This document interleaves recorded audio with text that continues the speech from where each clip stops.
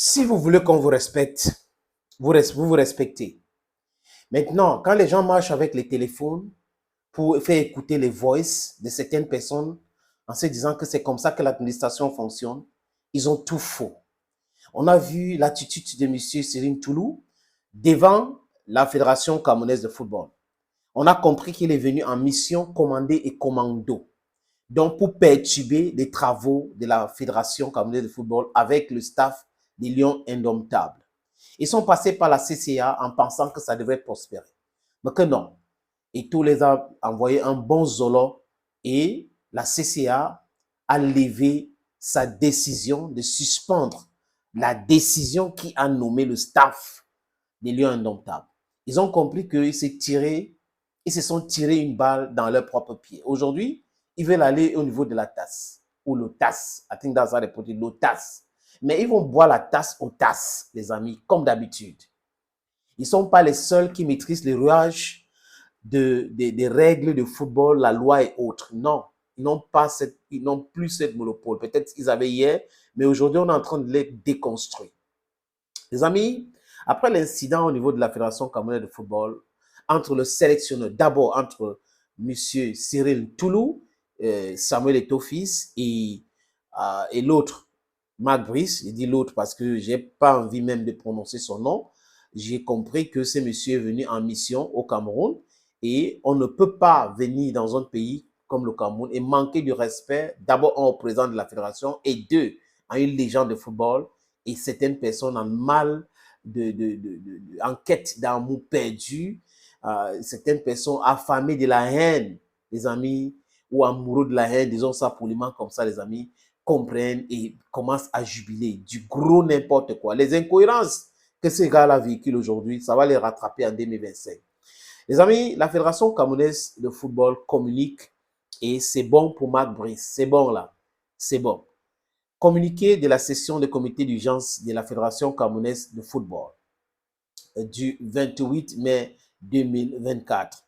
L'an 2024, le 28 mai du mois de mai, s'est tenue par visioconférence une session de comité d'urgence de la Fédération camerounaise de football sur convocation de son président Samuel Eto'o-Fils.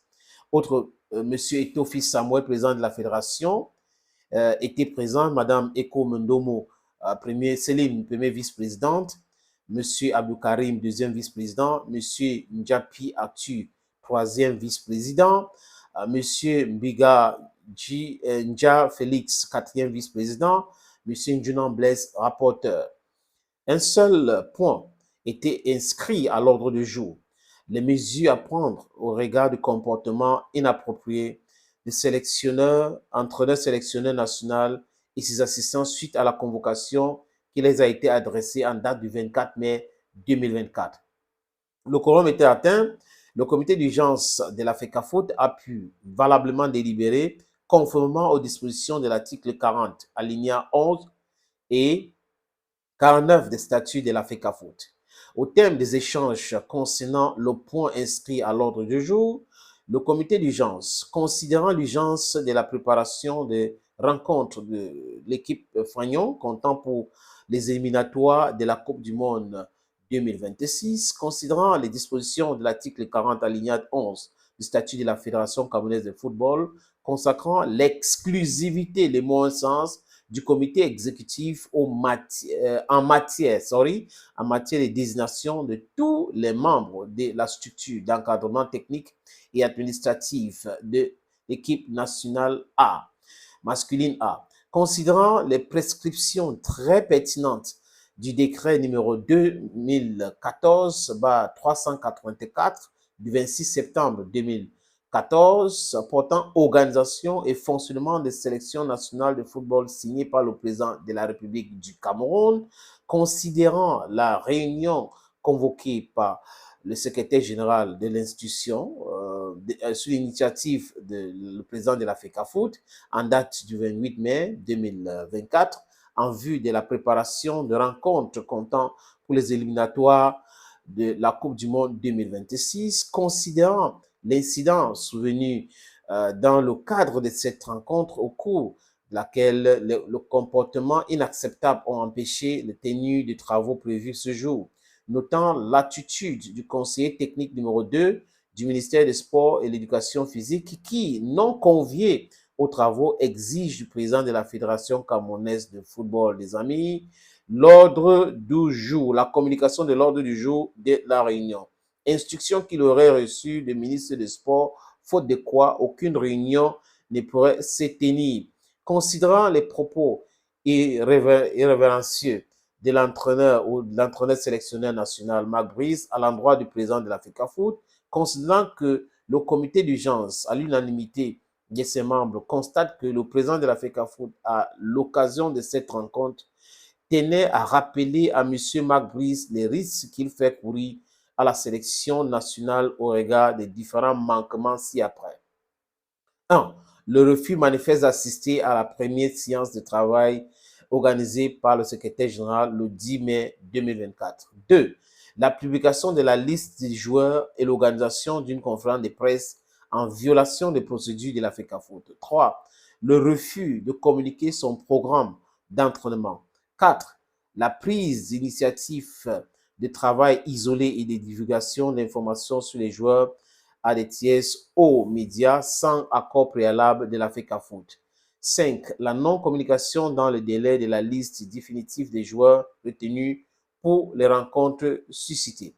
Considérant que le comité d'urgence, à l'unanimité de ses membres, constate que ces manquements constituent une faute lourde de l'entraîneur sélectionneur national, M. Marc Brice et ses assistants à l'égard de la FECAFOOT, que la face à cette situation qui constitue un refus manifeste de collaborer de la part de l'entraîneur sélectionneur national, la FECAFOOT est en droit d'en tirer toutes les conséquences de droit qui s'imposent.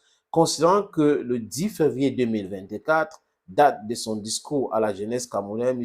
Paul Barthélemy Biabi Vododon, président de la République du Cameroun, a retiré son désir de redorer le blason de l'équipe nationale Fagnon en lui apportant un encadrement technique adéquat.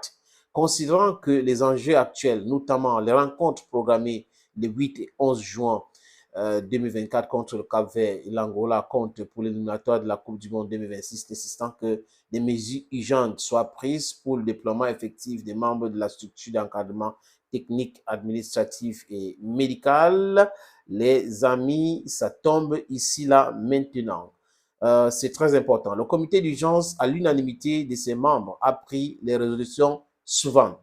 Résolution 1. Le comité d'urgence, à l'unanimité de ses membres, et sur proposition du président de la FECAFOOT, décide de la modification de l'encadrement technique de la sélection nationale A du Cameroun, des Lions indomptables, ainsi qu'il suit. Entraîneur, sélectionneur par intérim, M. Ntungu Pilet Martin. Entraîneur adjoint, M. Pagou David. Préparateur physique par intérim, M. Tinke Ngemu Nassis. Résolution 2. Le comité d'urgence, à l'unanimité de ses membres, donne quitus au président de la FECAFOOT de communiquer en extrême urgence la liste des membres désignés par intérim de la structure d'encadrement au MINSEP et à la FIFA, de procéder à la conformisation des actes de prise de fonction des personnes désignées. Fait à Yaoundé le 28 mai 2024, le secrétaire général Blaise Ndjouna. Voilà, enfin les amis, ce qui est tombé. Donc, c'est Martin Ntungu Pilet, qui est le sélectionneur, entraîneur sélectionneur adjoint des Lions indomptables. C'est de ça qu'il est question aujourd'hui. Si les gens ne veulent pas vous respecter, vous devrez vous imposer et imposer le respect. Ce n'est pas du tout possible de voir cet écart de la part d'un soi-disant caucasien de 62 ans. Ça montre l'enfantillage qui anime certaines personnes dans ce pays, qui portent les vestes et qui sont complexés devant les caucasiennes. Non, on ne parle pas comme ça à son employé. On n'insulte pas son employé. Non. Et ça passe comme ça. Non. C'est faute lourde. Donc, on vous licencie sans rien vous donner. C'est de ça qu'il est question, les amis. Voilà. Quand vous écoutez la CATV qui raconte qu'il reste toujours sélectionneur, la CATV n'a jamais donné une bonne information. La CATV fait du eto-batching. Et ceux qui sont à la CATV, pour la plupart, surtout ceux qui gèrent la CATV aujourd'hui, c'est des gens qui devaient être en retraite. Les collègues sont allés en retraite et aujourd'hui, ils sont en train de se gargariser, qui sont des directeurs, ils sont ceci, cela au niveau de la CATV. La fin, c'est pour très bientôt. Tous ces mascarades-là, les amis, toutes ces choses-là ne vont plus prospérer encore. C'est de ça qu'il est question. Ils veulent maintenir un système où il y a le méta et que c'est eux qui tirent les ficelles. Ce n'est plus possible. Les gens doivent apprendre à se faire respecter.